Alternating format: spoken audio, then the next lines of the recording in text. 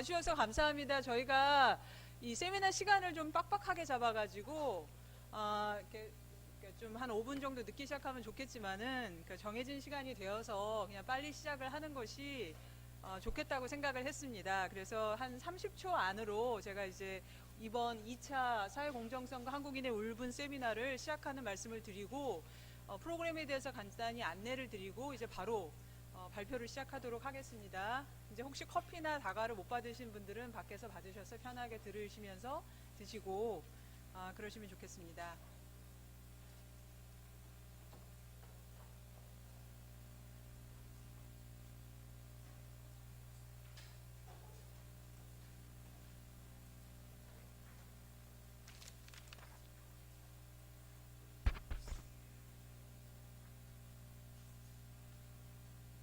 예.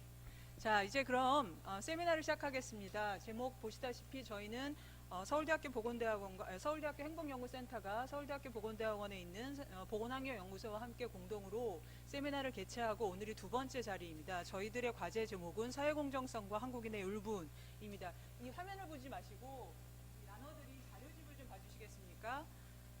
일단은 이 자리에 참석해 주신 많은 분들께 감사를 드립니다. 저는 이번 연구 책임을 맡고 있고 서울대학교 보건대학원에서 부교수로 있는 유명순이라고 합니다. 감사합니다. 지난 8월에 저희가 1차 세미나를 했고 그때로부터 시간이 좀 흘러서 그때는 너무 더웠던 여름이었는데 참 세월이라는 게 시간이 빨리 가는 게 참 새삼스럽습니다. 그래서 자료집 첫 번째 보시면 제가 전체 이메일에다가 첨부했었던 모시는 글이 있는데요. 이건 그냥 읽어주시면 방금 제가 드린 말씀처럼 감사하다 이런 말씀입니다. 오늘의 진행 순서를 프로그램으로 이제 설명을 좀 드리겠습니다. 먼저 이제 오늘의 행사를 시작하면서 저희 행복연구센터의 센터장을 맡고 계시는 최인철 교수님께서 아주 간단히 환영의 말씀을 주시겠고요. 성주원 교수님께서는 토론을 그러니까 그 발표를 들으시고 질문과 토론의 형식으로 참여하시겠다고 해주셔서 그 순서로 넘기도록 하겠습니다. 그 다음에 제가 원래는 이런 거를 안 할까 하다가 지금 이 슬라이드에 나와 있는 이번 연구의 기획 배경에 대해서 그리고 왜 울분인가, 왜 울분을 연구하려고 했는가에 대해서 약간이나마 와주신 분들하고 좀 공유를 하고 싶어서 만든 자료를 10분 이내로 간단하게 말씀드릴 거고요. 원래 예정돼 있었던 한림대학교 미디어스쿨의 학장으로 계시는 주영규 교수님께 발표를 듣도록 하고 10분 정도 휴식을 했다가 지정토론 5분께 토론을 듣도록 할 것인데 제가 좌정을 할 것이기 때문에 토론자 선생님들에 대한 소개는 그때 하도록 하겠습니다. 그런 뒤에 청중과 함께 남은 시간 뭐 길면 15분, 짧으면 10분 정도로 아쉽겠지만 토론을 하고 오늘의 행사를 마치도록 그렇게 하겠습니다. 그 다음 장에 보시면 아주 간략한 강연자와 토론자에 대한 소개와 양력이 붙어 있습니다. 먼저 최인철 센터장님을 모셔서 오늘의 행사를 이렇게 여는 저희들의 마음이나 아니면 생각에 대해서 간단한 말씀을 듣겠습니다. 박수를 좀 맞으세요.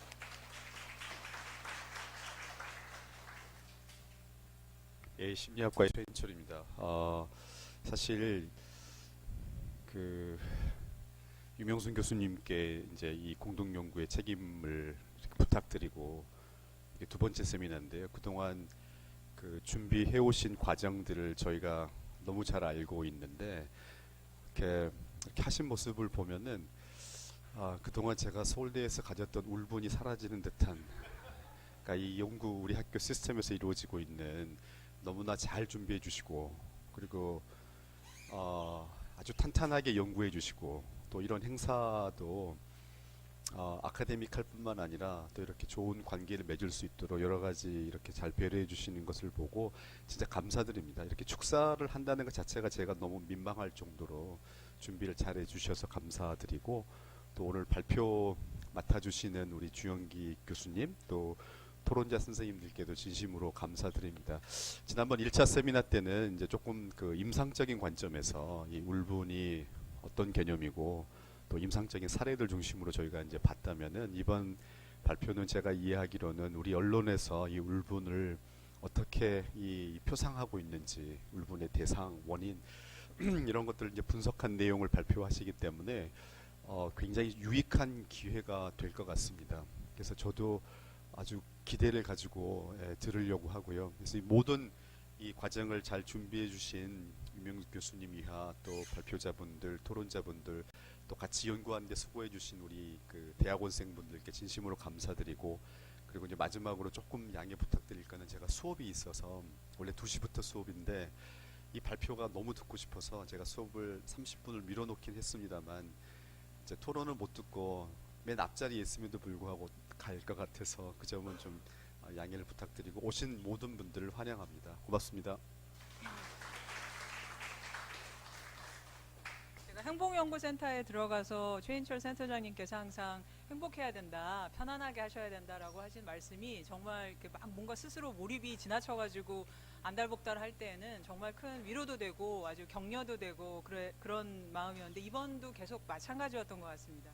감사드리고요. 이제부터 제가 아까 말씀드린 것처럼 10분 이내로 어떻게 사실 요 꼭지만 가지고도 1시간 이상을 강의를 하라면 할 수 있는 내용입니다만은 정말 압축적으로 왜 저희들이 사회 공정성과 한국인의 울분이라는 제목 하에 연구를 기획하게 되었는가에 대해서 말씀을 드리겠습니다. 근데 이 얘기를 함께 들으셔야 아마 2차 혹은 3차 아니면 그 뒤에 이어질 저희들의 연구를 좀 더 즐겁게 그리고 좀 더 같이 하는 의미에서 참여하실 수 있을 거라 생각을 합니다. 이건 좀 개인적인 제 연구 배경인데요. 제가 2014년부터 지금 와주신 구혜란 박사님, 사회학과 이재열 교수님, 그리고 보건대학원의 조병희 교수님과 함께 삼성정신건강연구소의 지원을 받아 사회적 웰빙, 당시에 저희들의 프로젝트 제목은 한국의 사회적 정신건강이었었습니다. 그 연구를 했고 가운데 나와 있는 것처럼 책을 출간하게 됐는데요. 오른쪽에 제가 PPT 슬라이드를 일부러 저렇게 보여드렸는데 오늘 토론자로 와주신 김현수 정신건강의학자께서 그 당시 한국사회학회에서 저희 프로젝트를 발표하는 세션이 있었고 그 세션에 토론자로 와주셨습니다. 그래서 저 때 저 슬라이드를 그대로 읽어주셨어요. 근데 저 중간에 두 번째 슬라이드에 제가 요 분홍색으로 좀 따로 박스를 쳐드렸는데 이제 최정호 교수님이시죠. 그 연구진의 연구를 인용해 주시면서 울분 현상이 있다 한국 사람들에게, 한국인의 특별한 정신병리적인 특성들을 말씀해 주시면서 한국 사람들은 그냥 단순한 우울, 단순한 불안, 단순한 화와는 좀 다른 이제 복잡한 감정에 잘 빠져든다라는 말씀을 하셨습니다. 그때 저 울분이란 단어가 저한테 말하자면 와서 꽂힌 거죠. 이렇게 뭔가 하는 그런 게 있었던 겁니다. 그런 뒤에 이제 스스로 공부를 좀 했는데 오늘 또 역시 와주신 김홍중 교수님께서도 말씀해 주셨고 다른 여러 주변의 동료 교수님들께 선생님 저 울분 연구합니다. 선생님 저 울분을 연구하려고요 라고 하면 대략 비슷한 말씀들을 주셨습니다. 그게 자체가 아직 뭔지는 모르겠고 미지의 것이고 좀 탐색도 해야 되고 분석도 해야 될 것 같고 규정도 해야 될 것 같고, 그러나 한 가지 확실한 것은 울분이란 말 자체로 뭔가 담고 있는 게 있는 것 같다. 두 번째는 이게 뭔가 굉장히 한국의 지금의 현실을 잘 포착해주는 말인 것 같다. 그 다음에 이제 뒤에 3차 때 좀 더 자세히 말씀드리겠지만 울분 연구는 독일에서 통일의 과정에서 이게 이제 정신의학자들에 의해서 관찰이 되고 진단명으로 나오게 된 건데요. 독일하고 유럽의 울불이라고 썼네요. 독일이나 유럽의 울분과는 굉장히 다른 한국만의 어떤 고유한 울분 현상이라는 게 있지 않을까. 혹은 울이라는 글자가 저렇게 표방하는 것처럼 울창하고 빽빽한 어떤 답답함, 빽빽하고 아주 가득한 분노, 이런 것들이 있는데 이게 굉장히 인텐스하다, 아주 굉장히 강렬하면서도 밀집되어 있기 때문에 굉장히 감정 철학이라든지 감정 심리학이라든지 사회 심리학 혹은 여러 가지 저널리즘 이런 쪽에서 분석하기에 좋은 컨셉트인 것 같다라는 그 반응들을 주셨습니다. 그래서 굉장히 흥미를 느꼈고요. 3차에서 말씀드릴 것이기 때문에 생략합니다만 이 울분 연구가 학술적으로 등장하게 되었던 배경에는 독일이 동독과 서독이 통일하게 되면서 동독 사람들에게 주로 관찰되었던 스트레스, 근데 이것을 정신의학자들이 단순히 분노라고만은 볼 수 없는 억울함과 분노가 결합되어 있는 것, 이것이 굉장히 한국 사회가 요즘 이제 통일을 앞두고 이런저런 이야기들을 하게 되면서 함의하는 바가 굉장히 크다고 생각했고, 실제로 PTED라고 하는 울분 후, 그러니까 외상 후 울분 장애라고 하는 진단명을 내놓았던 독일의 학자들은 자신들의 진단명이 그 통독 과정 전후에서의 관찰에 근거하고 있다라고 발표하고 있습니다. 그래서 굉장히 흥미롭다라고 생각을 했습니다. 그래서 그 최인철 교수님께서 센터장으로 계시는 행복연구센터의 기획과제로 이 주제를 제안을 했고 감사하게도 받아들여져서 1년간의 연구를 하는데 원래 계획은 3년 정도의 기획으로 시작했습니다. 그래서 지난 8월에 그 사진에서 보이는 한창수 현재 그 중앙자살예방센터장을 맡고 계시는 고려대학교 의과대학 정신의학과의 한창수 교수님을 모셨는데 그 이유 여러 가지 이유 중에 하나는 한창수 교수님께서 한국형으로 번역되고 타당도와 신뢰도가 검증된 표준화된 측정 도구를 내놓으셨기 때문입니다. 그러니까 아까 말씀드린 독일 연구자들과 공동 연구를 수행을 하셨고요. 저희 내부 연구자들이 그 당시에 저렇게 토론을 진행했습니다. 그런데 울분에 대해서 여러 가지를 나중에 좀 더 얘기를 해야 되겠지만 보고된 내용이 많지는 않지만 우리가 안 그래도 조금 전에 정근식 교수님께서도 말씀을 주셨는데 저게 왜 저단어냐, 울분이 왜 저단어냐, 당연히 우리가 알아야 내야 될 질문인데 사실 비터, 그러니까 저 쓰라리다, 쓰다는 것은 기본적으로 이 테이스트에 대한, 맛에 대한 것, 우리 혀의 안쪽에 있는 비터, 저 때 나오는 말이기도 하고. 근데 이제 굉장히 드물지만 울분 연구에 굉장히 중요한 참고 도서가 2011년에 나왔던 저 책인데요. 저기 나와 있는 편집자가 바로 진단명이나 외상후 울분장애라는 개념을 소개한 학자들이고, 한 명이 유럽 학자, 나머지가 스위스 학자들이 많이 있습니다. 그래서 저런 유럽 학자들이 저 단어를 썼던 이유로 들고 있는 게 고대의 그 철학자들이 얘기했던 니코마코스 아리스토텔레스의 윤리학의 한 문단을 인용하면서 우리나라로는 꽁한 사람들이라고 번역되어 있으니까, 말하자면 초기의 그 울분은 사람의 성격, 사람의 기질, 이런 차원에서 얘기하고 있고, 지금 우리가 이야기하려고 하는 울분과는 거리가 좀 있습니다. 꽁한 사람, 뚱한 사람, 이렇게 번역이 돼 있으니까요. 또는 영화나 아니면 문학에서 굉장히 많이 이야기되고 있는데, 울분이라는 단어는 뭘 상징하냐면 그 사람의 그 태도나 기질을 상징해서 어떻게 하면 저런 비터한 사람들을 피할 거냐, 스크루지 같은 사람들을 대표적으로 예를 들고 있습니다. 또는 인비터먼트는 비터스윗이라고 하는 단어에서 상징하는 것처럼 삶이나 아니면 인생사, 사랑, 고통, 이런 것들을 상징하는, 저도 새삼스럽게 생각했지만 저 가운데 있는 영화 달콤한 인생의 영어 제목이 비터스윗 라이프라고 돼 있습니다. 그래서 이런 식으로 비터라고 하는 단어가 이제 쓰이기도 합니다.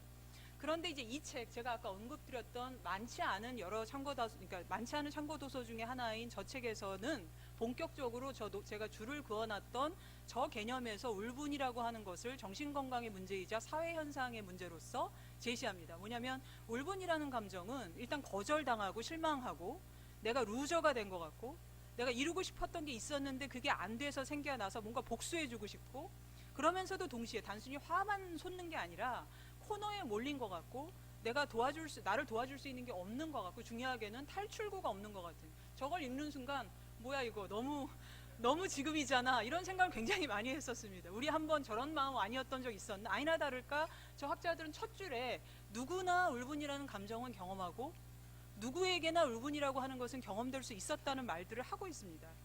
그런데 그 같이 연구했던 스위스의 그 심리학자가 뭐라고 이야기했냐면, 왜 울분이라는 감정이 그동안 그렇게까지 본격적이거나 당연하게 여겨지지 않고 저렇게 잊혀진 감정이었을까?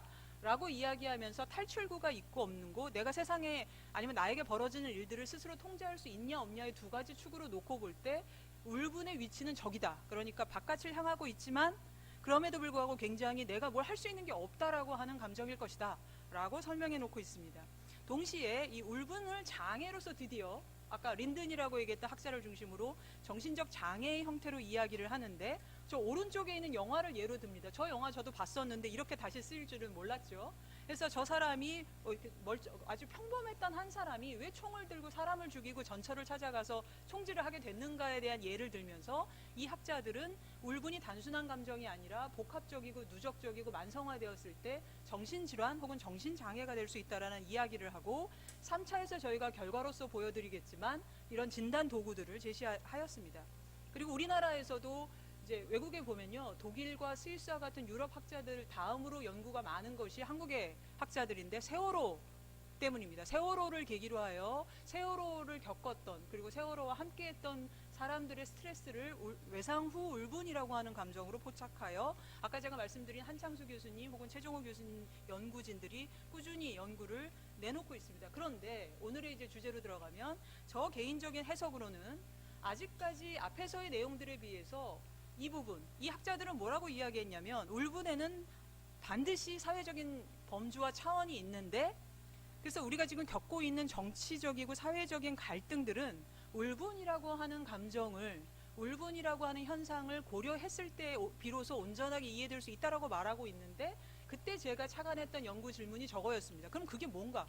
어떤 우리의 갈등들이 그런 그 울분을 통해서 더 잘 이해할 수 있고 비로소 잘 제대로 이해될 수 있느냐, 그리고 어떻게 그걸 알 수 있느냐 라는 것을 했습니다. 그래서 이 굉장히 큰 질문인데 이거를 한 번 정도 이번에 연구 기회가 있었을 때 한 번 정도는 시도해 보고 싶어서 첫 번째 전략으로 저희는 한국 사회에서 이제 뒤에 주현기 교수님께서 연구 문제로 해주시겠지만 보도 자료를 분석해서 한국 사회의 울분 혹은 울분의 사회적 어떤 울분의 현상들을 이해해보고자 했고 신문을 제가 오려 붙이는 그림을 통해서 약간의 상징을 좀 하고자 했었고요. 그렇게 해서 꾸려진 자리가 오늘의 자리입니다. 그래서 발표자로 주현기 교수님을 모셨고 토론자로 이따가 소개해드릴 5분의 선생님들을 다행하게도 그리고 감사하게도 모실 수가 있었습니다. 3차에 대해서는 자료를 좀 읽어주시고 나중에 활용해 주시면 될 것 같습니다. 이것으로 일단 약간의 기획의 배경에 대한 설명을 마치겠습니다.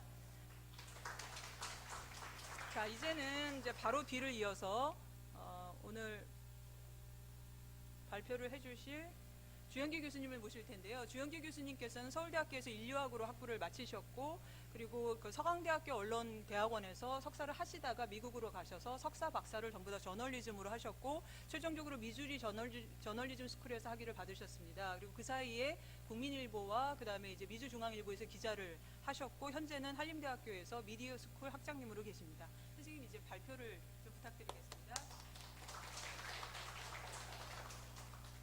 40분 정도 드리도록 하겠습니다.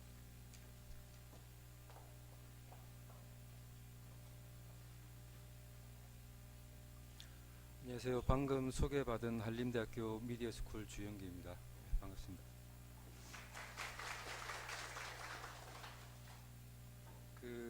오늘 말씀드릴 저희 연구의 주제는 제목이 보시는 것처럼 한국의 사회적 울분 1990년에서 2018년 국내 7개 일간지 보도 내용 분석입니다. 이 연구 자체는 아까 유 교수님께서 말씀하시긴 하셨지만은 어떤 한국의 울분 현상을 좀 구체적으로 파악하기 위해서 언론을 한번 조사를 해보자 하는 연구 제안을 유 교수님이 먼저 시작을 하시면서 시작이 됐습니다. 그래서 이제 연구 방향이나 어떤 분석의 틀이나 방식 같은 부분들을 교수님과 제가 이제 논의를 하면서 진행을 했고 그 과정에서 이제 한림대하고 서울대 학생들이 연구 진행을 도와줬습니다. 연구 배경 지금 발표 순서는 보시는 것처럼 진행을 하게 될 텐데요. 지금 연구 배경에 대해서는 유 교수님께서 아주 자세하게 말씀을 드렸기 때문에 이 부분은 빼고 연구 목적으로 바로 들어가도록 하겠습니다. 저희 연구는 기본적으로 한마디로 말씀드리면은 지금 어떤 울분이 미디어를 통해서 사회적으로 공유되는가를 알아보겠다는 것입니다. 좀 더 구체적으로 말씀드리면은 그 사회 울분 주체로서 누가 두드러지고 울분의 대상은 또 누가 두드러지고 왜 울분을 표출하는가 이런 주제에 대해서 그 언론 보도를 분석을 해가지고 좀 알아보겠다는 것입니다. 근데 이제 이런 연구 목적은 미디어 연구 차원에서 본다고 그러면은 그 사회 각 부분 간의 어떤 연결성을 강화를 하고 이해를 조정하고 하는 그런 미디어 기능으로서 코릴레이션 기능이라고 있습니다. 그러면 그런 차원에서 본다고 그러면은 미디어의 코릴레이션 기능이 울분이라는 주제에 대해서는 어떻게 발현이 되는가를 보는 연구로 이해를 해볼 수도 있을 것 같습니다. 이런 연구와 부합되는 문헌들을 살펴봤는데요. 근데 울분을 다룬 미디어를 그 조사한 연구들은 찾을 수가 없었습니다. 그 대신에 그 정신질환자 일반을 미디어가 어떻게 다루는지, 뭐 신문이나 잡지나 영화에서 어떻게 다루는지를 조사한 연구들은 1950년대부터 아주 오래 전부터 이제 진행이 되어 왔었고, 또 한편으로는 그 보시는 것처럼 강박장애나 어떤 조현병이나 어떤 특정 정신질환에 대해서 미디어가 어떻게 다루는지를 조사 발표한 그 연구들이 발표가 됐었습니다. 근데 이제 이런 내용들은 저희 울분 연구하고는 직접적인 관련성이 그렇게 많지는 않다고 보고 자세한 내용은 설명은 생략하도록 하겠습니다. 근데 이제 최근에 발표된 논문 중에 하나가 좀 그 관련성이 높은 게 있었습니다. 뭐냐면은 뉴욕 타임즈가 그 1950년부터 그 PTSD 외상 후 스트레스 장애에 대해서 어떻게 보도하고 있는지를 분석을 양적으로 했습니다. 그래서 요 논문은 2016년에 저널 오브 헬스 커뮤니케이션이라고 헬스컴에서는 좀 잘 알려져 있는 저널에 이제 게재가 됐습니다. 근데 이 논문이 좀 의미가 있는 건 뭐냐면은 주요 연구 결과가 원인으로서는 미군의 어떤 군사 작전이나 테러 이런 것들이 주된 원인으로 신문에서 언급됐습니다. 그리고 어떤 증상과 관련해 가지고는 두려움이나 우울증 그리고 그 다음으로는 수면 장애 같은 것들이 뉴욕 타임즈에 자주 이제 증상으로 언급된 게 이제 보고가 됐습니다. 또 한편으로 치료와 관련해서는 기사 절반이 치료에 대해서는 전혀 언급을 하지 않는 게 이제 확인이 됐죠. 근데 이제 이런 연구가 저희들 연구하고 좀 이제 관련성이 있다고 보는 부분은 어떤 군사 작전이나 아니면은 테러라든지 어떤 이런 그 정신질환의 사회적 요인을 수량적으로 조사했다 이런 부분이 이제 좀 그 시사점이 있다고 보고 있습니다. 요 정도가 이제 관련되는 문헌인데 보시는 것처럼 그렇게 관련되는 연구 문헌들이 그렇게 많지는 않습니다. 다음으로 연구 문제에 대해서 말씀을 드리면은 앞에서 뉴욕 타임즈 그 PTSD 조사한 것은 신문 하나를 가지고 어떤 양상을 이제 분석을 했는데 저희들은 국내 일간지 7개를 읽고 나서 그 다음과 같은 이제 연구 문제를 조사를 해봤습니다. 첫 번째가 뭐냐면은 누가 울분의 주체로 두드러지느냐 신문에, 그리고 또 누가 어떤 이유로 울분의 대상으로 자주 등장하는가. 또 세 번째는 울분 주체가 어떤 감정 반응, 어떤 행동 반응을 보이는가. 이런 게 이제 그 내용 분석을 통해서 알아보려고 하는 그런 주제입니다. 또 하나는 마지막으로 그 울분과 함께 기사에서 해법, 다시 말해서 어떤 울분의 해소 방안이 제시가 되는가 아닌가 이런 것도 같이 한번 알아보았습니다. 이런 연구 문제를 해결하기 위해서 이제 자료를 어떻게 모으고 또 어떻게 분석을 했는지에 대한 방법론을 말씀을 드리겠는데요. 내용 분석을 좀 디테일하게 설명하려고 하다 보면 굉장히 얘기가 길어지고 여러분들이 좀 이제 졸리실 수도 있고 그런 상황이 되는데 그런 상황을 피하기 위해서 최대한 가급적으로 빨리 마무리하도록 해보겠습니다. 말씀드린 것처럼 신문 7개, 조중동, 한겨레, 경향, 문화, 한국일보를 활용을 했고요. 1990년도 1월 1일부터 2018년 8월 31일까지 28년 8개월 동안의 뉴스에 보도된 울분 기사들을 추려봤습니다. 근데 그 검색 방식은 제목에 울분이라는 단어가 들어간 기사. 그렇게 보니까 총 321건이 잡혔는데 이제 그 중에서 한겨레 신문이 제일 많았죠. 76건으로 제일 많았고, 그다음에 그 경향신문과 동아일보가 두 번째 레벨로 50건대 수준으로 이제 보도한 걸로 나타났습니다. 그 내용 분석과 관련해 가지고 어떤 그 기사 텍스트에 어떤 내용들을 조사했느냐를 말씀드리기 앞서 가지고 그 내용 분석이라는 말 자체에 대해서 좀 덜 익숙한 분들을 위해서 그 간단하게 말씀을 드려보면은 내용 분석이라는 그 방법론은 어떤 텍스트의 어떤 특징을 잡아내기 위해서 그 특징을 대표한다고 생각이 되는 어떤 카테고리들을 선정을 한 다음에 그 카테고리들을 대변하는 내용이 텍스트에, 그 텍스트가 기사든 아니면 드라마든 뭐 영화 각본이든 광고 홍보물이든 어떤 그런 거에서 그런 그 카테고리에 해당되는 내용들이 포함이 되어 있는지 아닌지를 갖다가 카운팅을 해가지고 수량적으로 그 카테고리들의 그 수량적인 분포 사항을 이렇게 분석을 한 다음에 전체적으로 그 숫자를 가지고 그 전체 텍스트의 성격을 잡아내는 방식, 어떤 수량적인 방식이 내용 분석이다, 그렇게 보시면 될 것 같습니다. 근데 이제 그 지금 어떤 그 기사 텍스트에서 어떤 내용을 분석하겠다는 부분들은 지금 아까 연구 문제에서 제가 말씀드렸기 때문에 다시 반복하지는 않겠습니다만은 보시는 것처럼 울분 주체부터 해결 방안 제시 여부까지 그런 부분들을 주요 코딩 유목으로 설정하여서 내용 분석을 진행을 하였습니다. 좀 더 구체적으로 이제 울분 주체부터 어떤 방식으로 코딩을 했는지 간단히 말씀드리면은 주체 같은 경우는 이제 그 귀납적인 방식을 적용을 했습니다. 무슨 말씀이냐면은 기사 내용에 울분 주체와 관련된 표현이 있으면 그걸 그대로 이제 엑셀 파일에 집어서 적었죠. 적어 보니까 총 66가지가 잡혔습니다. 여러분 지금 그 회색 박스에 보이시는 것처럼 기업인이나 법조인이나 투자자, 뭐 일제 강점 피해자, 아주 이질적인 다양한 어떤 울분 주체들이 그 포착이 되었습니다. 근데 이제 이런 66개 그 울분 주체들을 결론적으로 14가지 주체로 통합을 했는데요.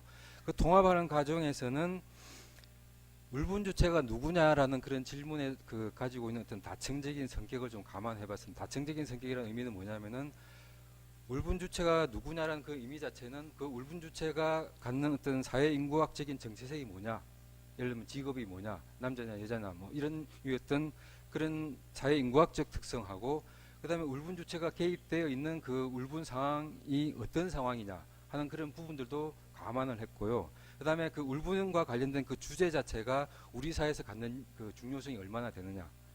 좀 이제 추상적인 얘기니까 예를 들어서 말씀드리겠습니다. 그 첫 번째 줄에 보이시는 것처럼 군인, 전역 군인, 방범대원 이런 경우들은 다 직업의 이름들이죠. 근데 비슷한 유사한 직업들이라고 보고 이런 그 무리들을 군인과 공무원이라는 하나의 카테고리로 묶었습니다. 이거는 그 처음에 말씀드린 사회 인구학적인 정체성을 반영한 카테고리의 통합이라고 그렇게 볼 수 있을 것 같습니다. 두 번째 같은 경우는 이제 일제 강점 피해자나 참전 군인 후손 이런 분들이 있는데 이런 분들은 다 공통적으로 어떤 특정 역사적인 사건하고 관련이 돼서 발생한 분들입니다. 그래서 이제 이런 분들은 역사적인 피해자라는 그런 카테고리로 묶어봤습니다. 마지막으로 보시는 것처럼 교육자나 교육단체나 학생, 학부모 이런 분들은 이제 교육 소비 공급자라고 카테고리를 만들었는데요. 우리 사회에서 교육이 차지하는 아주 중요한 그 중요성을 감안을 해서 별도로 카테고리를 하나 만들었습니다. 이런 방식을 활용을 해서 66개 카테고리가 14개로 줄여졌고 보시는 것처럼 정치인에서부터 노동자, 농어민, 사건, 사고 피해자, 가족, 스포츠 예능 종사자, 공무원, 군인 이런 분들은 다 보면은 카테고리들이 어떤 직업군을 대표할 수도 있고 아니면 어떤 상황적인 요인을 대표할 수도 있고 그런 것들이 지금 혼재되어 있는 14개 카테고리입니다. 그 마지막에 국민 일반하고 국민 그룹하고 좀 설명을 드려야 될 것 같은데 국민 일반은 기사 내에 어떤 울분의 주체가 언급이 안 돼 있고 우리 사회 전체가 울분을 하는 것 같은 그런 류의 기사들이 이제 국민 일반이 되는데 국민 그룹 같은 경우는 표시가 되어 있습니다. 되어 있는데 젊은 세대, 청년 세대, 장년 세대 아니면 지역 주민과 같이 어떤 지역이나 나이 이런 걸로 이렇게 묶여진 어떤 특정한 국민들의 그룹을 별도로 카테고리화 해봤습니다. 이렇게 울분 주체는 코딩을 했고요. 울분 유발 대상 같은 경우는 그 주체하고 다르게 그런 이질적인 분들이 많이 등장을 하진 않았습니다. 예외적으로 그 9번째 보시는 그 개인이 있죠. 이 개인 같은 경우에는 예를 들면 피의자, 외도 남편, 루머 유포자, 뭐 고소된 악플러, 뭐 갑질 승객 뭐 이런 어떤 여러 가지 유형의 시민들이죠. 이런 시민들 다 이제 개인으로 묶었습니다. 또 하나 좀 다양한 이질적인 요소들이 묶였던 부분이 그 불특정 상황인데요. 불특정 상황에서는 울분 대상이 표시가 안 됩니다. 어떤 상황이 표시됩니다. 그래서 주식 가격이 폭락하고 폭등하고 아니면은 어떤 그 야구 선수가 성적이 나빠서 뭐 강등되고 탈락하고 대표에서 탈락하고 이런 어떤 상황 발생하는 상황들이 어떤 울분의 요인으로서 한 카테고리로 묶였습니다. 요 불특정 상황은 12번째 보시는 그 사회 일반하고 좀 다릅니다. 사회 일반 같은 경우는 어떤 특정 그 특성을 보이는 트렌드를 보이는 사회를 얘기를 하는.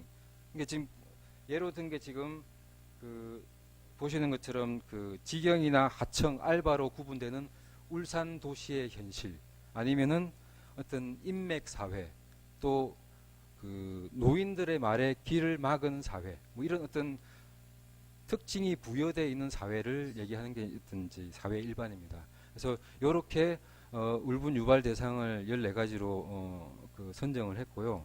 원인과 같은 경우도 마찬가지로 한국민들이 울분을 느끼는 원인들 같은 경우도 굉장히 다양한 원인들이 포착이 됐습니다.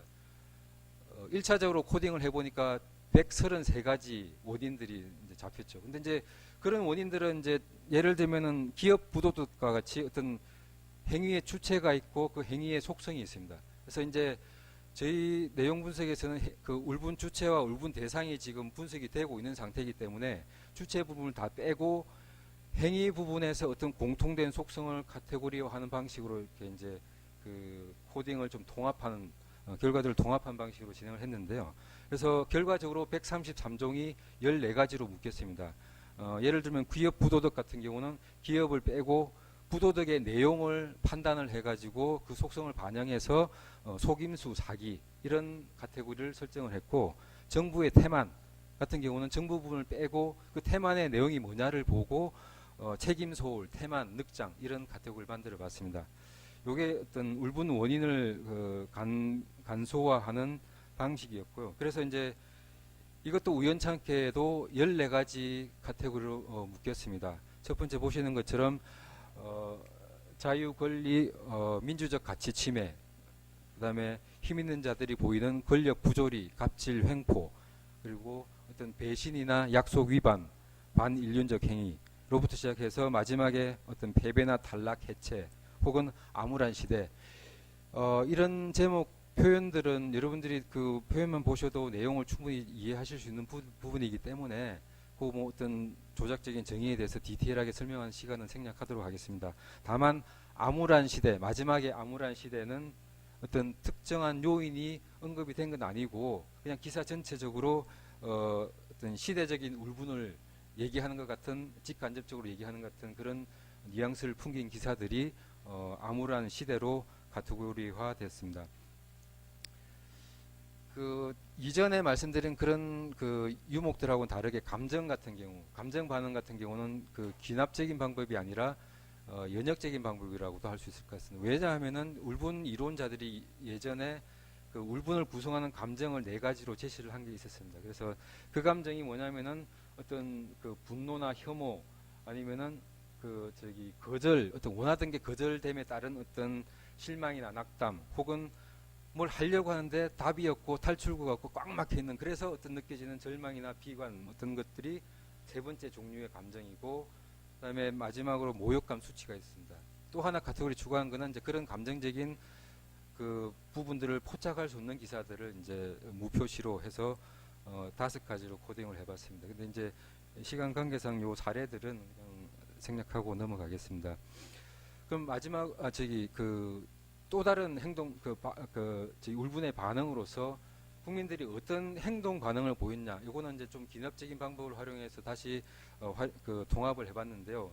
총 7가지가 잡혔습니다. 7가지 중에서 첫 번째는 보시는 것처럼 뭐 눈물을 흘리고 오열을 하고 통곡을 하고 한숨을 쉬고, 어떤 정서적인 반응들이 이제 첫 번째 어떤 반응이라고 본다면은 어떤 울분 상황이나 원인들을 표현하고 공론화하려고 하는 그런 어떤 증언, 기자회견, 성명 발표, 토론회, 아니면은 뭐 낙서를 하기도 하고 인터넷에다 게재를 하기도 하고, 이런 것들이 다 어떤 표현, 공론화라는 카테고리로 묶여졌습니다. 그 밖에 어떤 3번째 그 제도적 행동, 탈제도적 행동인데, 제도적 행동이라고 그러면 어떤 우리 사회 시스템 안에서 벌어지는 행동입니다. 어떤 고소를 하고 탈당을 하고 정치인들이, 아니면은 사퇴를 하고 뭐 아니면 어떤 갑론을박 회의를 한다든지 술을 마신다든지, 이런 것들이 어떤 그 일반적인 행동으로 이제 제도적 행동이라고 카테고리화됐고, 5번째는 극단적인 행동으로서 뭐 분신을 시도를 하고 자해를 하고 자살을 하고 이런 어떤 극단적인 행동들이 탈제도적 행동으로 잡혔고, 그다음에 노숙 투쟁이나 단식, 데모, 항의 방문, 우리 그 7, 80년대에 익숙한 그런 그 사회 현안들은, 행위들은 시위라는 카테고리를 별도로 묶어봤습니다. 또 하나는 이제 카타르시스가 있습니다. 이거는 이제 기사 내에서 울분을 갖다가 해소하는 행위가 진행되는 경우입니다. 그래서 이런 경우가 이제 그 6가지가 울분 반응들이, 행동 반응들이 잡혔는데, 보시는 것처럼 6번째 기자 답변 설명이나 없음 같은 경우는 울분 그 주체가 어떤 특정한 행동을 한 게 잡히지가 않는 그런 경우를 2가지로 별도로 코딩을 했습니다. 마지막으로 어떤 기사 내에서 해결 방안이 제시가 됐냐 안 됐냐, 또 한 가지는 그런 해결 방안을 제시 이상으로 그 울분을 해소할 수 있는 그 처치가 이루어졌느냐 안 됐냐를 가지고 3가지로 코딩을 했습니다. 치료라고 하면은 그런 행위가, 어떤 울분 치료 행위가 어떤 진행이 된 경우를 얘기를 합니다. 주로 이제 그 스포츠 기사에서 울분의 역전포와 한방 뭐 이런 류의 기사들이죠. 자, 지금까지 그 언론을 통해서 우리 사회의 울분이 어떻게 공유되는지를 알아보기 위한 방법들을 이제 말씀을 드렸습니다. 그래서 이제 그런 방법을 활용을 해가지고 어떤 결과가 나온지 말씀드리면은 일단은 기사량이 늘어났습니다. 지금 보시는 것처럼 지금 1990년도부터 2018년도까지 봤는데 90년도에는 16면 발행할 때입니다. 그리고 2018년 지금은 이제 32면 정도가 발행된다고 보면은 지면 수 자체는 2배가 늘어났죠. 근데 보시는 숫자에서 보시는 것처럼 맨 마지막에는 이제 4배로 늘어났습니다. 박근혜 정부 시절에는 28건 박근혜 정부 시절이 제일 많았습니다. 그래서 이제 이 기사량에서 보여지는 것은 기사량 자체가 시기적으로 늘어났었다. 그럼 결국은 뭐냐면 울분 표출 현상들이 사회적으로 늘어났다는 것을 유추해 볼 수 있는 그런 사실이다. 그렇게 볼 수 있고 또 재미있는 것은 지금 여기 동그라미를 쳤습니다마는 김대중, 노무현, 이명박 정부 초기에 이상하게도 그 울분 기사들이 이상하게 어떤 피크를 보이는 그런 양상들이 보이더라. 이유는 잘 모르겠습니다. 그래서 하여튼 이런 재미있는 현상들이 있었다는 거 하고 울분 기사가 그러면 어떤 면에 보도가 됐느냐 보니까 사회면이 압도적으로 많았습니다. 46.1% 제일 많았고 그 다음이 정치면, 경제면이었는데 저도 기자 생활을 했었고 여기 서울대 관악 기자실에 출입을 했었고 이제 그런 상황이었는데 보통 우리가 기자의 뭐 꽃이다 그러면 뭐 경찰 기자, 보통 사스마을이라고 그러죠. 이제 그런 발품을 제일 많이 판다고 하는 경찰 기자들이 주로 면을 채우는 그 사회면에서 어떤 울분 기사들이 제일 많이 나왔다 하는 그런 의미는 어떻게 보면은 저희 연구 목적 자체가 어떤 사회적 울분의 현황을 파악한다고 했을 때 그런 어떤 목적에 부응하는 호응하는 그런 현상 아닌가 그런 해석도 해볼 수 있을 것 같습니다. 첫 번째 연구 문제는 이제 결국은 이제 그 누가 한국 사회에서 어떤 사람들이 제일 울분을 자주 표출하는 그룹인가 하는 그런 질문이었는데 사건 사고 피해자와 그 가족들이 가장 자주 등장하는 울분 주체였습니다. 그 다음이 정치인이고 그 다음이 노동자 농업인이었죠. 이제 앞으로 지금 그 주체부터 시작해서 울분 대상이나 원인들 이런 여러 가지 어떤 카테고리에 대해서 조사 결과를 말씀을 드릴 텐데 주로 이제 막대 그래프를 가지고 빈도수 중심으로 말씀드리는데 이 카테고리를 다 설명을 못 드리니까 이제 주로 자주 등장했던 상위 세 가지 그룹들을 중심으로 말씀을 드리겠습니다. 지금 울분 주체가 전체적으로 이렇게 나왔는데 시기적으로 좀 나눠봤습니다. 초기에 1990년대 같은 경우에 어떤지 보니까 보시는 것처럼 정치인이 압도적으로 제일 많습니다. 요 시기는 언제입니까? 90년대라고 하면은 우리 사회가 그 군사 정부에서 민간 정부로 이양해서 초기 시절을 겪어가는 그런 시기라고 볼 수가 있겠죠. 이제 그런 시기에는 어떻게 보면은 정치인들이 어떤 권력의 분배를 가지고 서로 간에 어떤 그 울분을 표하는 그런 경향이 있었던 거 아니냐 이렇게 유추해 볼 수 있는 것이죠. 이제 근데 이런 양상이 2010년부터 2018년까지 후반부로 와 보면은 상황이 확 달라지는 게 그 사건 사고 피해자 가족이 압도적으로 늘어나고 정치인들은 확 줄어들죠. 그 대신에 두 번째로 많은 부분이 보시는 것처럼 그 노동자 농민이었고 세 번째가 국민 그룹이었습니다. 결국은 이 말은 무슨 말이냐면은 90년대 우리가 민간 정부로 처음 이양해서 초기 시절에는 어떤 우리 그 대의민주주의라는 그런 시스템의 어떤 대표하는 사람들, 정치 리더들의 어떤 울분들을 언론이 주로 보도를 하려고 했었고 그랬는데 지금 후기로 와가지고는 어떤 시민사회에서 어떤 사건 사고 피해자 아니면 노동자 농어민 이런 부분 쪽으로 울분의 주체들이 옮겨왔다고 볼 수 있는 것 아니냐 이렇게 해석할 수 있을 것 같습니다. 그 울분 대상을 보면은 정부 조직과 관료가 압도적으로 많았습니다. 93건을 제일 많았었는데 그 다음으로 많은 것은 정치인 정당이 많았고 세 번째가 기업이 많았습니다. 그래서 여러분들이 짐작해 볼 수 있는 그런 울분 대상들이 순서대로 나왔다고 볼 수도 있지 않을까 그렇게 생각할 수도 있는데 이런 부분도 시기적으로 좀 나눠봤습니다. 시기적으로 나눠보니까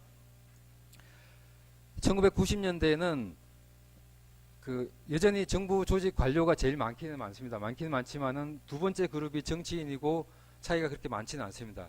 정치인 정당이 두 번째로 울분을 유발하는 대상이었고 세 번째가 사회 일반이었습니다. 근데 이런 양상이 2010년대 이후로 넘어오면은 달라지는 것은 정부 조직의 숫자가 좀 압도적으로 많이 늘어나는 상황이고, 두 번째 그룹이 정치인이 아니라 기업으로 바뀌죠. 이제 기업으로 바뀌고, 세 번째가 사회 일반이 되는 상황입니다. 그래서 이 말은 결국은 어떤 우리 사회에서 울분을 야기하는 대상 자체가 90년대 어떤 민주주의가 정착이 되는 그런 시기에는 정치인들 간의 정치계가 어떤 울분을 야기하는 어떤 주된 대상이었다. 그런 역할을 많이 했다 볼 수 있는데, 그게 2010년도 이후로 넘어오면서 정치인의 역할은 줄어들면서 그 정부 조직의 역할이 더 많이 늘어나고, 그다음에 기업의 역할도 커졌다. 그렇게 볼 수 있겠습니다. 아무튼 이거는 여러분들이 이제 계속 이제 언론을 추적해오고 계신다고 한다면 어떤 정서적으로도 충분히 고개를 끄덕일 수 있는 그런 현상이 아닐까, 그렇게 볼 수 있을 것 같습니다.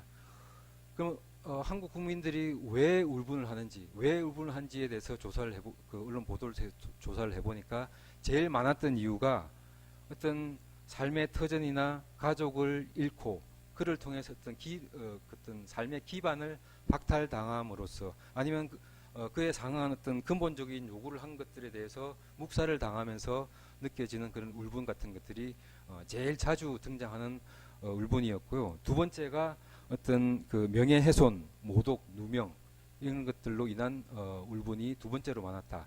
세 번째는 힘 있는 사람들이 보이는 어떤 권력의 부조리라든지 갑질이라든지 횡포 이런 것들이 어떤 세 번째로 자주 등장했다. 이렇게 볼 수가 있겠습니다. 그 울분의 원인이라고 하면은 이제 구체적인 상황들이 개입이 돼 있는데, 이거를 어떤 막대 그래프하고 어떤 숫자만 가지고 말씀을 드리면은 좀 이해가 좀 힘들 수가 있기 때문에 여러분들이 이해를 돕기 위해서 어떤 실제로 이런 어떤 주요 그 울분 유발 원인별로 해당되는 기사들이 어떤 것들이 있는지 제목만 한 4페이지 정도 뽑아 봤습니다. 그래서 첫 번째로 제일 많았던 이유가 결국은 기반을 박탈당한 그런 것들인데, 그거와 관련해서는 보시는 것처럼 지금 농민이 자기 농사 짓는 땅에다가 무슨 골프장을 짓는다. 그래서 어떤 농민들이 느끼는 울분이라든지, 아니면 우리 동네에 전투기 비행장이 들어온다. 그래서 그 매향리 주민들이 느끼는 울분들, 아니면은 어떤 자식을 군대에 보내놨더니 의무사 죽음을 당해서 가족들이 느끼는 비통함이나 울분 같은 것들, 혹은 그 농산물 그 FTA 통해서 농산물 시장이 개방될 때 농민사에서 느꼈던 울분들, 이런 것들이 시기적으로 아주 다양하게 기사에서 표출이 되고 있었습니다. 두 번째 자주 등장했던 명예훼손 같은 경우에 보면은 그 보시는 것처럼 어떤 뭐 정치인 최형우 씨, 뭐 기업 정치인, 그리고 기업인, 뭐 그 공직 출마 후보, 아니면 검사장, 이런 어떤 권력 엘리트들이 이런 명예훼손의 이유 때문에 울분을 표하는 경우가 주로 많이 있었습니다. 많이 있었고, 물론 이제 이런 5월 버스 시민단 5.18 그 유가족 동지가 탄 그런 시민단체들도 울분을 표시하는 경우가, 명예훼손 때문에 울분을 표시하는 경우가 많이 있긴 있었습니다. 근데 이제 그 정동기 씨 같은 경우는 익숙하지 않은 분도 있을 것 같은데, 이명박 정부 시절에 감사원장 후보로 지명이 됐다가 본인이 자진 사퇴한 경우입니다. 근데 이제 검증 과정에서 여러 가지 말들이 나오니까 본인이 너무 억울하다 그러면서 사퇴를 했는데, 그 사퇴 기사에 보면은 그 아주 절절하게 자기 사연을 설명하는 게 보면은 뭐 자기는 남들이 말하는 어떤 뭐 사교육도 한번 안 시켜봤고 그렇게 소신껏 살아왔었고, 뭐 집이 없어서 전세를 계속 전전긍긍하는 그런 과정 자체도 무슨 재산을 증식하기 위해서 주소지를 계속 옮겼던 것처럼 그렇게 정치권에서 매도하는 게 너무 억울하다 그러면서 이제 자진 사퇴하는 그런 기사들도 있었습니다. 이런 것들이 어떤 명예훼손과 관련되는 기사 사례다 볼 수 있겠습니다. 세 번째로 권력 부조리가 있었는데요. 이런 경우는 보시는 것처럼 어떤 미군 대사관의 신축 부지 허용 문제, 아니면은 미군이 범죄를 저지른 것에 대해서 피해자나 관계자를 느끼는 어떤 그 울분들, 혹은 어떤 그 농민이 시위 과정에서 물대포에 맞아서 사망했을 때 그 농민의 동네 주민들이 보이는 울분들, 아니면은 보시는 것처럼 그 항공사 여승무원들이나 기업 회장의 운전기사들이 수모를 당하면서 느끼는 어떤 울분들, 이런 것들이 어떤 근력 부조리, 갑질 횡포의 어떤 사례로서 기사들에서 표출이 보도가 됐었습니다. 마지막으로 자유, 권리, 민주적 가치 침해나 아니면 불평등 이런 것들은 자주 등장하는 원인은 아니었습니다만은 여러분들의 이해를 돕기 위해서 가져와 봤습니다. 박 대통령을 풍자한 그림을 그렸는데 전시를 못하게 한다. 그래서 작가가 느끼는 울분, 혹은 그 추정 60분의 울분 같은 경우는 4대강 사업을 사업의 내역을 전황을 보도를 하려고 했더니 방송을 못하게 한다. 그래서 방송인들이 느끼는 울분, 이런 것들이, 아니면은 밑에 보이는 한센인들의 울분의 증언은 어떤 그 나병 환자, 그러니까 쉽게 말하면 나병 환자분들이 인권 침해를 당했던 그런 경험들을 증언을 하면서 울분의 증언을 했다 하는 그 기사들도 보도가 됐습니다. 마지막에 그 노동여지도라는 그런 그림이 있는데, 이거는 이제 그 불평등으로 인한 울분이 표출된 기사의 한 사례가 밑에 나와 있습니다. 요거는 이제 울산의 현실인데, 어떤 현대차의 하청 노동자로 들어가면은 행운하고, 그다음에 현대자동차의 직영 노동자로 들어가게 되면은 로또 맞았다, 이렇게 인식하는 그 울산의 어떤 그 불평등한 현실에 대해서 울분을 표시를 하고 있는 기사 사례입니다. 그래서 이런 어떤 다양한 울분의 원인들이 우리 언론을 통해서 사회적으로 공유되는 모습들을 확인할 수 있다, 그렇게 말씀드릴 수 있습니다. 근데 이제 지금까지는 주로 각 카테고리별로 어떤 빈도들이 어떤 유목들이 자주 등장했냐를 이제 보여드렸는데, 그러면 주된 울분 주체들이 무슨 이유로 울분을 느꼈느냐 하는 하고, 그다음에 주된 울분 대상들이 무슨 이유로 울분을 야기를 했는지 그것도 한번 살펴봤습니다. 요 테이블이 좀 제가 R 프로그램으로 하다 보니까 뭐 경계선도 없고 그래서 좀 이제 좀 클리어한 게 좀 덜해서 좀 죄송한데요. 왼쪽에는 울분 주체입니다. 오른쪽은 지금 울분의 원인들이 지금 얘기가 되고 있습니다. 근데 이제 첫 번째 울분 주체로 가장 자주 등장했던 요 세 번째를 보시면은 사건 사고 피해자 같은 경우는 그 18이라는 게 의미를 하는 거는 기반을 박탈당한, 삶의 기반을 박탈당함으로써 벌어지는 그 울분들이 주된 원인이었고, 두 번째가 요 10번이라는 게 어떤 사람이 책임을 회피하거나 전가하거나 변명하는 거, 이런 것 때문에 사건 사고 피해자들은 주로 울분을 느끼더라 하는 게 이제 확인이 됐고, 재미있는 것은 두 번째 정치인 같은 경우에는 주로 울분을 느낀 이유가 6번째 22 명예훼손이나 모독이나 누명입니다. 그리고 또 두 번째로 정치인들이 울분을 자주 느끼는 이유는 세 번째 보시는 것처럼 배신이나 약속을 위반하는 거, 이런 것 때문에 정치인들이 울분을 느끼더라 하는 거죠. 그 대상별 울분의 원인을 살펴보면은 울분을 가장 자주 야기한 그 정부 조직 관료 같은 경우에 보시면은 지금 어떤 기반을 박탈해가지고 어떤 사람들의 기반을 박탈하고 어떤 근본적인 권리 요구를 묵살함으로써 울분을 야기하는 경우가 제일 많았었고, 두 번째로는 10분에 보시는 것처럼 책임을 소홀히 하거나 태만하거나 늑장을 부리는 그런 것들이 어떤 요인으로 확인이 됐습니다. 정치인 같은 경우는 지금 마찬가지로 울분 주체와 마찬가지로 6번째하고 세 번째가 자주 원인으로 등장했는데, 그 말은 무슨 말이냐면은 어떤 명예훼손을 하거나 약속을 위반하거나 그런 걸 통해서 울분을 야기하는 경우가 많이 확인이 됐습니다. 다음으로 이제 울분 반응, 국민들이 울분을 표출하면서 어떤 행동 반응을 보이는지를 보니까 어떤 울분 상황을 표현하거나 공개하는 경우가 제일 많았었고, 두 번째가 정서적인 반응을 보이는 게 두 번째였습니다. 그리고 시위가 세 번째로 자주 등장하는 행위였습니다. 그러면 어떤 감정들이 제일 자주 녹을 두드러지게 표출이 되었느냐 보면은 분노와 혐오가 제일 많았었고 59.1%에 해당했죠. 그에 반해서 어떤 원하는 것이 거절당함에 따른 어떤 실망이나 낙담 같은 것들이 두 번째로 80건으로 두 번째로 많았습니다.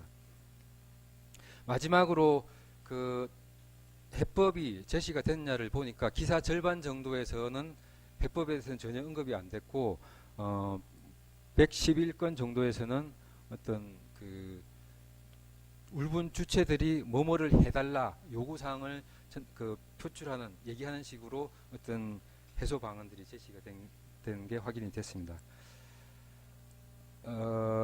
요런 정도가 이제 그 미디어를 통해서 사회적인 울분이 어떻게 공유되는지를 살펴본 저희 연구의 주요한 결과들입니다. 그래서 이후 토론자분들의 어떤 다양한 의견들을 통해서 이런 연구 결과들이 갖는 의미들이 다양하게 논의가 될 거라고 봅니다만은 간단하게 두 가지만 저희들이 보는 어떤 함의가 뭔가 말씀을 드리겠습니다.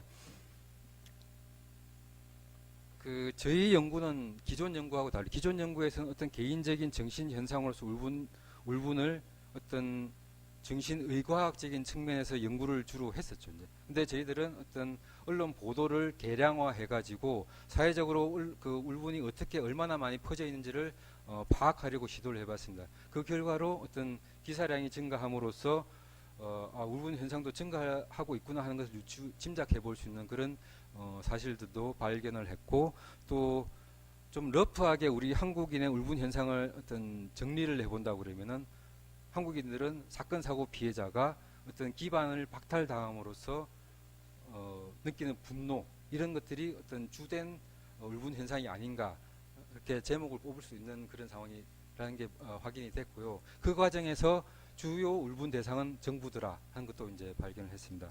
또 시기적으로도 울분이라는 것들이 우리가 민주사회로 넘어온 초기에서는 정치인들이 정권 분배와 관련해가지고 정치인들끼리 어떤 울분을 느끼고 대상이 되고 하는 그런 현상들이 주로 미디어에 보도가 된 반면에 후반부 21세기로 넘어오면서부터는 우리가 뭐 위험사회라는 표현도 쓰긴 하지만은 여러 가지 사건 사고로 인해서 어떤 피해자들이나 가족들이 느끼는 어떤 기반 박탈로 인해서 느끼는 그런 분노 이런 것들이 또 나라 정부에 대해서 느끼는 분노들이 어떤 주된 울분 현상이었다 그렇게 얘기를 할 수 있을 것 같습니다.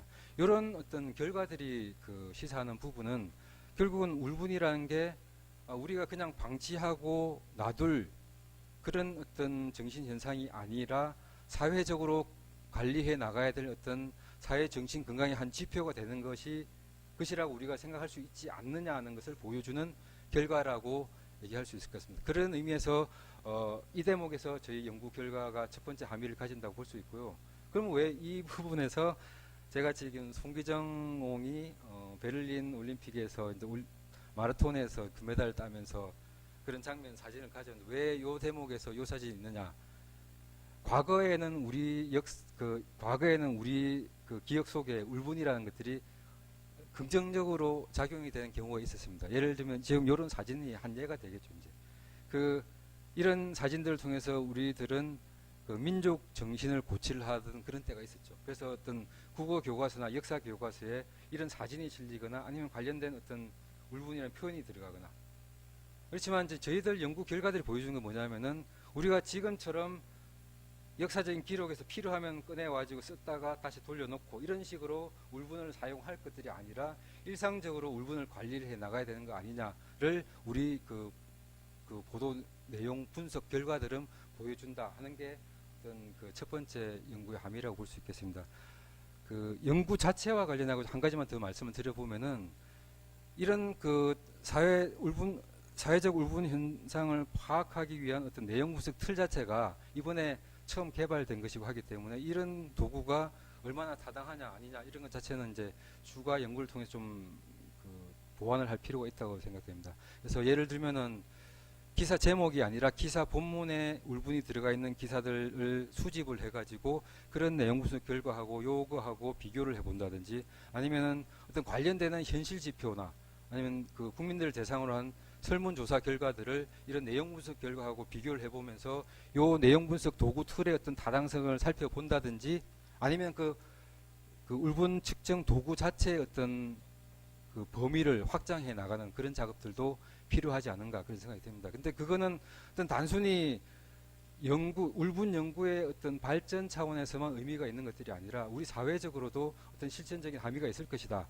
무슨 말이냐 하면은 사진에서 보시는 것처럼 이게 나라냐 하는 이런 어떤 울분에 찬 어떤 질문들이 우리 사회 최근까지도 이제 횡행했었죠. 이제 그런 울분에 찬 질문들이 우리 현대사의 한 페이지를 작용할 가능성은 굉장히 지금 농후한 상황인데, 그렇다고 보면은 지금 현 정부도 그렇고 이후에 앞으로 다가올 정부들도 마찬가지로 국민들의 울분을 어떻게 줄여 나갈 것인가, 정책을 통해서, 정책 개발을 통해서, 실행 집행을 통해서, 이제 그런 차원에서 봤을 때 이런 울분 도구들은 그런 정책 개발 단계에서 어떤 방향으로 정책을 개발해 나갈 거냐, 아니면은 정책 집행 후에 그 정책을 평가하는 과정에서 국민들이 반응이 어떤가를 보는 그런 과정에서도 활용이 될 수 있는 거 아닌가, 그런 정도의 생각을 해봤습니다. 이런 정도로 하고 저희들 연구 결과를 마무리하도록 하겠습니다. 오랜 시간 경청해 주셔서 감사합니다.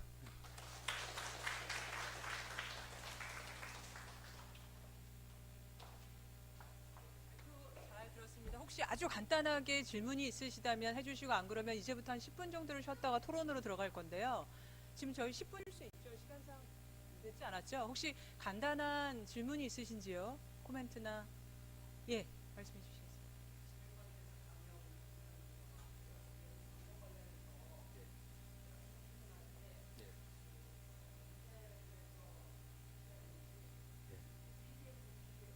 예.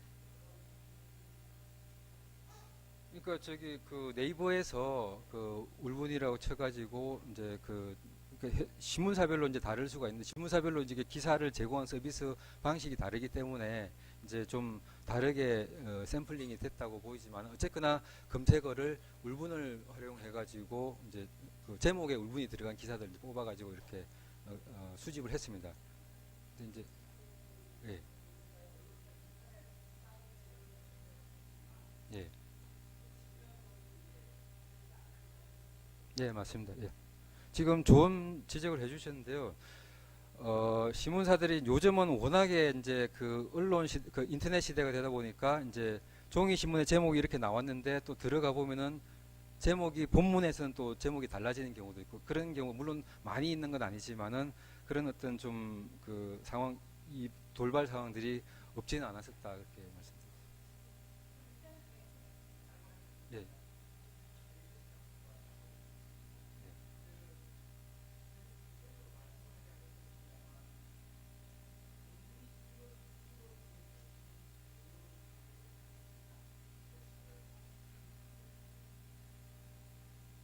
울분이 줄어드는 것이 정의로운 사회로 가는 것이다라는 명제까지 제가 생각해 본 것은 아닙니다. 제가 오늘 주제로 말씀드린 부분은 이제 울분 자체가 어떤 사회적으로 우리가 사회 건강, 사회 정신 건강을 증진하는 차원에서 울분도 하나의 어떤 그 관리 지표가 돼야 된다는 그런 의미였었고, 정의로운 사회로 갈 거냐 하는 그런 부분들은 어떤 이제 그 여러 가지 어떤 각 개인들의 어떤 정치적인 성향이나 가치관들이 반영이 되어 있는 그런 이제 질문이라고 볼 수가 있는데요.